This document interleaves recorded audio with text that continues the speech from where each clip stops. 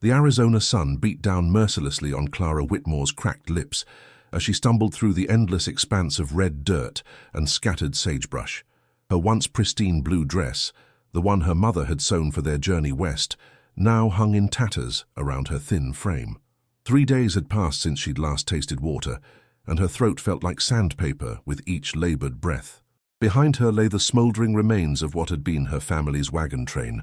5 families seeking a new life in California, now reduced to ash and bitter memories. The bandits had come at dawn, their faces hidden behind bandanas, their guns speaking louder than any words. Clara could still hear her mother's screams echoing in her mind, still see her father falling as he tried to protect their meager possessions. "Tommy," she whispered, her voice barely audible in the vast silence. Her 8-year-old brother had vanished during the chaos, and she clung to the desperate hope that he had somehow escaped into the desert. Perhaps he was hiding in one of the countless arroyos that scarred the landscape, waiting for her to find him. The heat shimmered off the ground in waves, creating ghostly mirages that promised water where none existed. Clara's vision blurred as she forced one foot in front of the other, following what she hoped was the path towards Silver Creek, the nearest settlement, according to her father's worn map. But the map was gone now, along with everything else: their food, their water barrels, their dreams of a better tomorrow. A red-tailed hawk circled overhead, its cry piercing the oppressive silence. Clara looked up, squinting against the brutal sun, and wondered if the bird was already marking her for death. Her legs trembled with each step, and she knew she couldn't continue much longer. The desert was patient, relentless, and utterly without mercy. As she crested a small rise, Clara's knees finally gave way. She tumbled forward, her hands scraping against the rocky ground as she fell face first into the dust. The impact sent a cloud of red dirt into the air, coating her already filthy hair and stinging her eyes. She tried to push herself up, but her arms had no strength left. "God, please," she gasped, tasting dirt and despair. "Please let Tommy be alive." The vast emptiness of the desert stretched endlessly before her, offering no comfort, no answers, only the promise of a lonely death under the unforgiving sky. Clara closed her eyes and felt herself sinking into the warm embrace of unconsciousness, her body finally surrendering to the inevitable. She didn't hear the soft thud of approaching hoofbeats, muffled by the sand. Chapter 2. The Unexpected Savior. Marcus Crow Feather had been tracking the bandit gang for 2 days when he spotted the figure collapsed in the distance. At first, he thought it was another trick of the desert. The heat often played cruel games with a man's eyes. But as his painted Mustang picked its way carefully down the rocky slope, the shape resolved into something heartbreakingly real: a young woman in a torn dress, lying motionless in the dust. He dismounted quickly, his moccasined feet silent on the hard-packed earth. Years of scouting for the army had taught him caution, but the woman's stillness spoke of desperation rather than deception. Kneeling beside her, Marcus gently turned her over, revealing a face burnt red by the sun and lips cracked from thirst. She was perhaps 20 years old, with auburn hair now dulled by dirt and exhaustion. Her breathing was shallow but steady. She was alive, but barely. Marcus had seen this before: desert fever, dehydration, the slow death that claimed so many who underestimated the territory's harsh beauty. Without hesitation, he reached for his water skin and carefully lifted her head, letting a few precious drops trickle between her parched lips. She stirred slightly, a soft moan escaping her throat. Her eyelids fluttered, revealing green eyes clouded with confusion and pain. "Easy," Marcus said softly, his voice carrying the slight accent of his Apache mother mixed with the rough edges learned in army camps. "You're safe now." Clara's eyes struggled to focus on the face above her: dark skin weathered by sun and wind, high cheekbones that spoke of Indian heritage, and kind brown eyes that seemed to hold both strength and sorrow. Long black hair was tied back with a leather cord, and he wore a mix of army-issue clothing and traditional Apache elements, a man caught between two worlds. "Who?" She tried to speak, but only a croak emerged. "My name is Marcus. Marcus Crow Feather." He offered her another sip of water, supporting her head with surprising gentleness. "I'm a scout for the Territorial Army. What's your name?" "Clara," she managed, the water bringing blessed relief to her throat. "Clara Whitmore.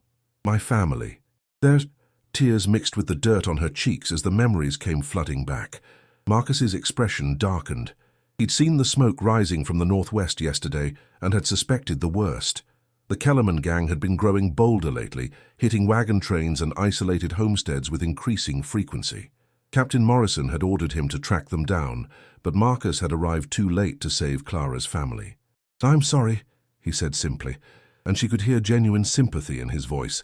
In a land where compassion was often seen as weakness, his kindness felt like a miracle. The sun was beginning its descent toward the western horizon, painting the sky in shades of orange and purple. The desert would be dangerous after dark, not just from the cold, but from the predators that emerged to hunt. Marcus made a quick decision that he knew would complicate his mission. Without a word, he shrugged off his worn cavalry coat and wrapped it around Clara's shoulders. The fabric smelled of leather, smoke, and sage, scents that spoke of long days on the trail and nights under open stars.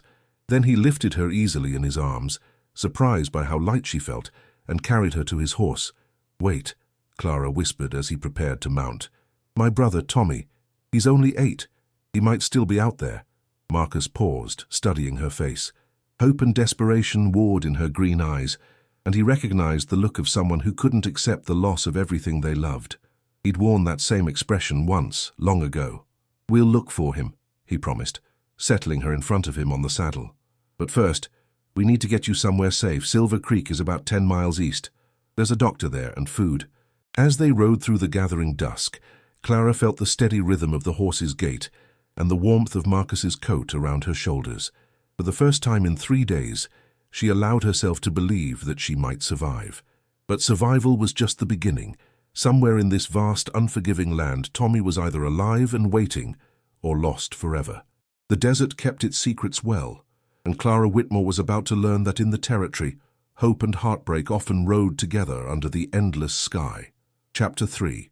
The Town That Forgot. Mercy. Silver Creek hugged the banks of a muddy river that barely deserved the name, its wooden buildings weathered gray by the relentless sun and wind. As Marcus guided his horse down the main street, Clara felt the weight of dozens of eyes upon them.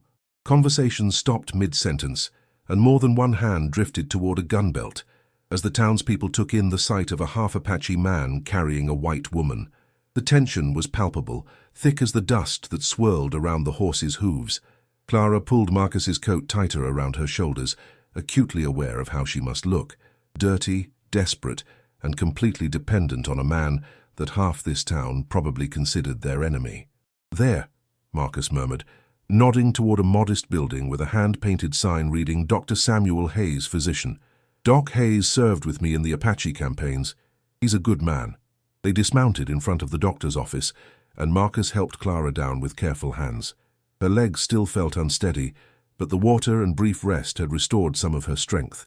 As they approached the door, it swung open before Marcus could knock. "Doctor." Hayes was a slight man with graying hair and intelligent blue eyes behind wire-rimmed spectacles. His face lit up when he saw Marcus, then grew concerned as he took in Clara's condition. "Marcus, what have you brought me?" he asked, already reaching for Clara's arm to support her. "Survivor from the Kellerman hit northwest of here," Marcus replied grimly. 3 days in the desert without water. Dear God. Dr. Hayes ushered them inside, where the cool interior felt like heaven after the desert heat. "Miss, let's get you examined. Marcus, there's fresh coffee on the stove." As Dr. Hayes tended to Clara's sunburned skin and dehydration, she found herself studying Marcus through the open doorway. He stood at the window, watching the street with the alertness of a man who'd learned never to fully relax.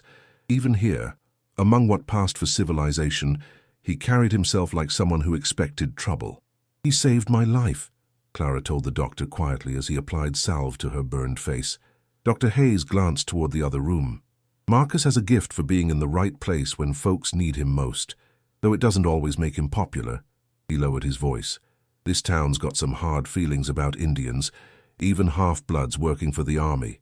You might hear things." "What kind of things?" Before the doctor could answer, angry voices erupted from the street outside. Through the window, Clara could see a small crowd gathering, their faces twisted with suspicion and hostility. At their center stood a large man with a sheriff's badge pinned to his vest. "That's Sheriff Bowen," Dr. Hayes said with a sigh. "He's been looking for an excuse to run Marcus out of town for months." Marcus appeared in the doorway, his expression carefully neutral. "Doc, I think it's time I moved on. The lady will be safe with you." "No." The word escaped Clara's lips before she could stop it. Both men turned to look at her, surprised by the intensity in her voice. "You promised to help me find Tommy. You can't leave now." Sheriff Bowen's voice boomed from outside. "Crow Feather! Get out here! We need to talk!" Marcus's jaw tightened, but he moved toward the door. Clara grabbed his arm, feeling the hard muscle beneath the worn fabric of his shirt. "Let me talk to them," she said. "They'll listen to me." "No." Marcus's voice was firm but gentle. "You don't understand how things work here. A white woman defending an Indian. It'll only make things worse." But Clara was already moving past him, Dr. Hayes's coat wrapped around her shoulders. She stepped onto the wooden sidewalk, facing the hostile crowd with a courage that surprised even herself. Sheriff Bowen was a bear of a man, with a graying beard and small, suspicious eyes. Behind him stood a dozen townspeople, including several women whose expressions mixed fear with righteous indignation. "Ma'am," Bowen said, touching the brim of his hat with mock courtesy, "I'm Sheriff Bowen. We heard there was some trouble out in the desert. This breed giving you any problems?" The casual slur made Clara's cheeks burn with anger. "That man saved my life, Sheriff. My family was murdered by bandits 3 days ago, and I would have died in the desert if not for Mr. Crowfeather's kindness." A murmur rippled through the crowd. One of the women, a thin-faced matron in a severe black dress, stepped forward. "That's a touching story, dear, but you've been through a terrible ordeal. You might not be thinking clearly." Her voice dripped with false sympathy. "These people, they're not like us. You can't trust them." "I trust him more than I trust any of you right now," Clara shot back, her voice carrying across the dusty street. The crowd fell silent, shocked by her boldness. Sheriff Bowen's face darkened, and Clara realized she might have made a dangerous enemy. But before anyone could respond, Marcus stepped up beside her. "It's all right, Miss Whitmore," he said quietly. "I appreciate what you're trying to do, but the sheriff's right about one thing. You need rest, not more trouble." He turned to face Bowen directly.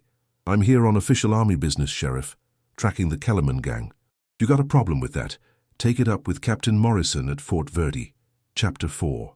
Unlikely Allies. The standoff lasted several long seconds before Sheriff Bowen finally stepped back, clearly frustrated but unwilling to challenge the Army's authority directly. The crowd began to disperse, but Clara could feel their lingering resentment like heat from a banked fire. Back inside Dr. Hayes's office, Marcus paced like a caged wolf, while Clara sat on the examination table, her mind racing. The doctor busied himself organizing his medical supplies, but she could sense his worry. "This is my fault," Clara said finally.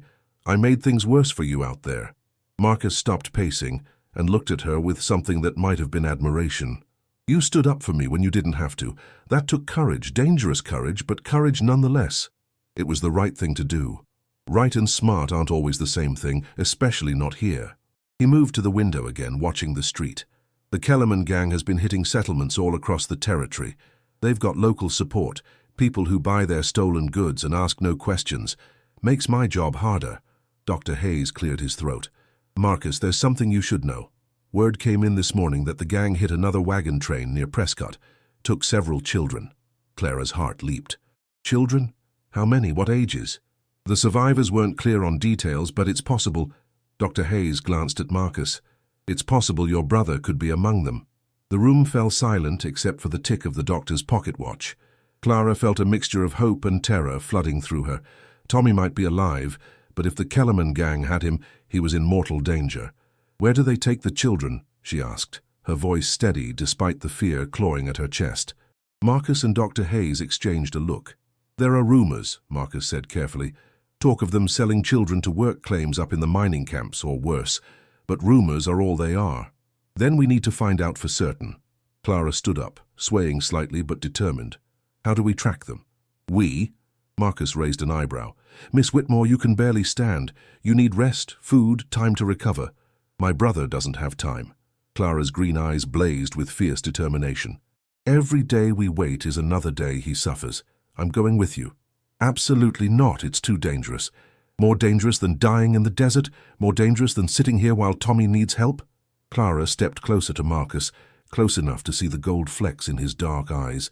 "You don't understand. He's all the family I have left. I won't abandon him." Marcus studied her face, recognizing something of his own stubbornness reflected there. He'd lost family, too, knew the desperate need to act even when logic counseled patience. Dr. Hayes spoke up quietly. There might be a way to help without putting Miss Whitmore directly in harm's way. The territorial governor has put a bounty on Kellerman, $500 dead or alive. That kind of money brings out bounty hunters, and bounty hunters sometimes know things the army doesn't. You mean hire one of them? Clara asked. Better than that, Marcus said slowly, an idea forming. There's a man named Jake Morrison, no relation to the captain, who's been tracking the gang for months, lost his own family to them last year. He knows their patterns, their hideouts. If anyone can find where they're keeping captured children, it's him. Where is he now? Last I heard, he was working out of Tombstone. That's a 2-day ride south of here. Marcus paused, clearly wrestling with a decision.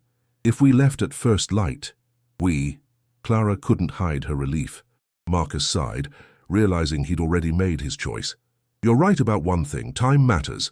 And I made you a promise about finding your brother. I keep my promises. Dr. Hayes looked concerned. Marcus, you know what this means. If you take her into Apache country, if something happens to her, there'll be no explaining it away. The army won't protect you. Then we'll have to make sure nothing happens. Marcus turned to Clara. But if we do this, you follow my orders without question. The territory doesn't forgive mistakes. Clara nodded eagerly, then winced as the movement aggravated her sunburned neck. When do we leave? Dawn. That gives you time to rest and eat properly. Marcus's expression softened slightly. And time for me to figure out how to keep us both alive long enough to find your brother. As the sun set over Silver Creek, painting the sky in shades of red and gold, Clara allowed herself to feel something she hadn't experienced since the attack. Hope. Tomorrow would bring new dangers, but also the possibility of finding Tommy, and she wouldn't face those dangers alone.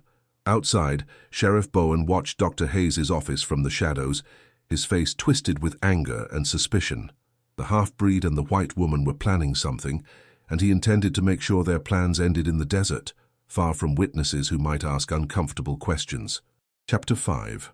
The Price of Hope. The first rays of dawn were painting the desert mountains purple when Clara emerged from Dr. Hayes' office, wearing borrowed clothes that actually fit, a practical brown riding skirt and white cotton blouse donated by the doctor's late wife. Marcus was already waiting with 2 horses, his face grim in the morning light. Sleep well? He asked, though the dark circles under Clara's eyes suggested otherwise. Well enough. She'd spent most of the night thinking about Tommy, imagining him scared and alone, calling for her. The thought made her stomach clench with guilt and determination in equal measure. Dr. Hayes appeared with a canvas bag of supplies. Food for 3 days, medical supplies and ammunition, he said quietly. Jake Morrison won't be easy to find, and he's not known for trusting strangers.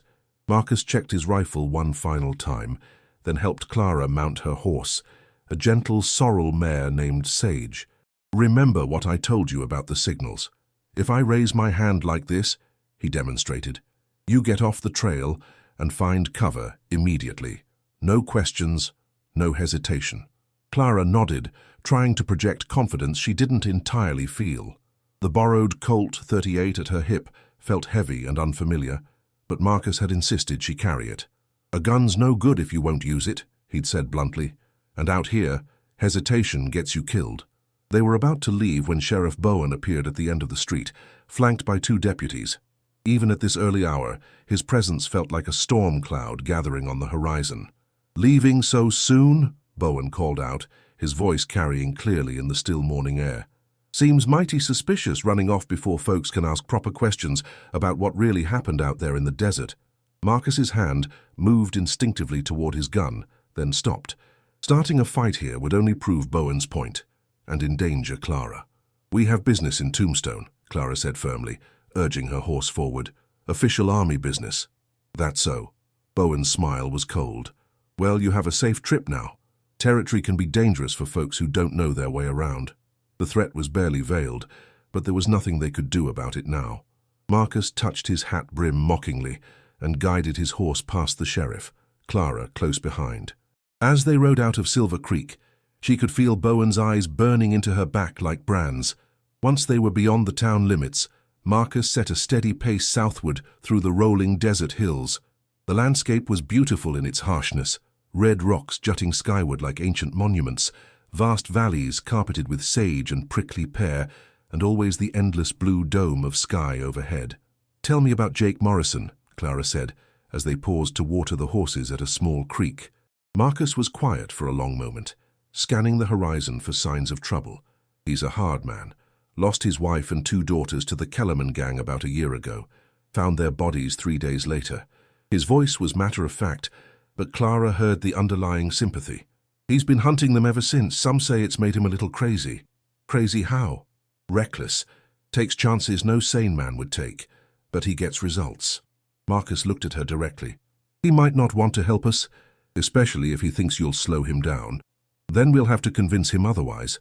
They rode in comfortable silence for several miles, the rhythm of the horses' hooves and the whisper of wind through the sage creating a peaceful backdrop. Clara found herself stealing glances at Marcus, studying the way he sat his horse with natural grace, how his eyes constantly swept their surroundings for danger. There was something about him that made her feel safe, even in this vast wilderness. "Can I ask you something?" she said finally. "Depends on what it is. Why did you become a scout for the army? Couldn't have been an easy choice." Marcus was quiet so long she thought he wouldn't answer. When he finally spoke, his voice was distant, as if the words were coming from far away. "My mother was Apache, my father a Buffalo soldier, a black cavalryman stationed at Fort Apache. When I was 12, raiders hit our camp while most of the warriors were away hunting. My mother died protecting me and my sister." He paused, his hands tightening on the reins. "The army said they'd find the men responsible if I helped them track other renegade bands. I was young, angry, wanted revenge. Did you find them?" "Some of them." His smile was bitter. "Revenge isn't what I thought it would be. Doesn't bring back the dead, doesn't heal the wounds. Just leaves you with more ghosts to carry." Clara felt a deep ache of sympathy for him. They'd both lost family to violence, both carried the weight of survivors' guilt. "What about your sister?" "Died of fever 2 years later. I was all she had, and I failed her too." Marcus urged his horse forward, clearly signaling the conversation was over. They made good time through the morning, but as the sun climbed higher, Clara began to notice dust clouds on the horizon behind them. At first she thought it might be a dust devil, but the pattern was too regular, too purposeful. "Marcus," she said quietly.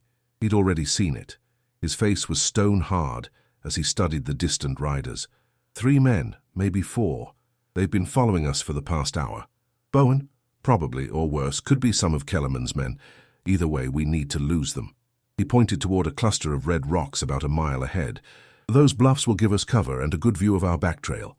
They pushed the horses harder, reaching the rocks just as the pursuing riders came into clear view. Through Marcus's field glasses, Clara could make out Sheriff Bowen and 2 deputies, their horses lathered with sweat from the hard ride. "Why is he following us?" she whispered. Marcus lowered the glasses, his expression grim. "Because he doesn't want us to reach Tombstone." "Question is, why?" The answer came to Clara with sickening clarity. "He's working with them. The Kellerman gang. That's why they've been able to operate so freely around Silver Creek." "It would explain a lot," Marcus agreed. "Local law enforcement looking the other way, warning them about army patrols." He checked his rifle again. "We can't outrun them on tired horses, and we can't go back. So what do we do?" Marcus studied the rocky terrain around them, his mind working through possibilities. "We make them think twice about following us any further." He positioned Clara behind a large boulder with a clear view of the trail below, then took cover about 30 yards away. The plan was simple. When Bowen and his men entered the narrow passage between the rocks, Marcus would fire a warning shot and demand they turn back. The minutes crawled by like hours. Clara's hands were slick with sweat as she gripped her borrowed rifle, trying to remember everything Marcus had taught her about shooting. Finally, the sound of approaching hoofbeats echoed off the canyon walls. Bowen appeared first, his gun already drawn, followed by his 2 deputies. They moved cautiously, clearly expecting trouble. "That's far enough, Sheriff," Marcus called out, his voice echoing among the rocks. "Turn around and go home." Bowen pulled up short, his eyes scanning the rocks for the source of the voice. "Crow feather, you're making a big mistake, boy. Come out peaceful-like, and maybe we can work something out." "The only mistake was trusting you in the first place," Clara shouted back, surprising herself with her boldness. The sheriff's face twisted with rage. "You stupid woman. You don't know what you're getting mixed up in. I know enough. Clara fired a shot that sparked off the rocks near Bowen's horse, causing the animal to rear. I know you're protecting the men who killed my family. What happened next unfolded with deadly speed. One of the deputies, spooked by Clara's shot, fired wildly at the rocks. Marcus returned fire, and the deputy tumbled from his saddle with a cry of pain. Bowen and the remaining deputy scrambled for cover, bullets ricocheting off stone with sharp whines. "Miss Whitmore," Marcus shouted. "We need to move, now!" Clara ran in a crouch toward their horses, her heart pounding. Behind her, she could hear Bowen cursing and shouting orders.